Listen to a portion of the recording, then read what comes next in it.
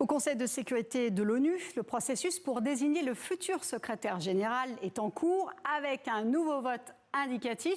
5 femmes et 3 hommes sont candidats à la succession d'Antonio Guterres. Son deuxième mandat s'achèvera le 31 décembre prochain. Elisabeth Guedel est à New York avec nous.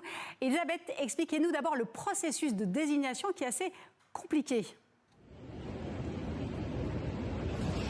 Alors c'est un processus qui est long, qui est en plusieurs votes à bulletin secret pour tenter de dégager un ou une favorite parmi ces 8 candidats. Alors les 15 membres du Conseil de sécurité doivent se prononcer sur chacun des candidats. Et la personnalité qui recevra le plus de mentions favorables, au moins 9 sur les 15, et sans obtenir de veto de la part des 5 membres du Conseil de sécurité, eh bien sera considéré comme le ou la principale candidate et son nom sera soumis à l'Assemblée générale qui normalement suit la recommandation, vote et suit la recommandation du Conseil de sécurité. Alors c'est compliqué, hein, le Conseil de sécurité est très divisé, on le sait, et puis pour plusieurs pays membres de l'ONU, eh bien c'est considéré comme un processus beaucoup trop obscur, pas assez de transparence, mais en tout cas on en est là, donc c'est le deuxième vote aujourd'hui pour tenter de dégager un ou une favorite.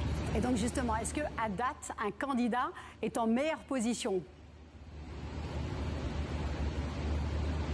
Alors il y a déjà, on l'avait dit, 5 femmes, 3 hommes.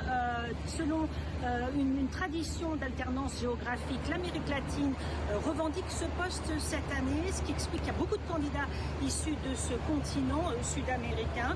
Et lors du premier vote, le 30 juillet dernier, eh bien c'est Rebecca Greenspan, qui est l'ancienne vice-présidente du Costa Rica, qui est arrivée en tête. Elle a devancé l'ex-ministre des Affaires étrangères de Guyana, Caroline Rodriguez Birquet. Mais tout peut encore changer, encore une fois. En tout cas, il y a beaucoup de pression. Beaucoup de pays membres aimeraient voir pour la première fois une femme occuper ce poste de secrétaire général des Nations Unies. Merci Elisabeth pour cet éclairage.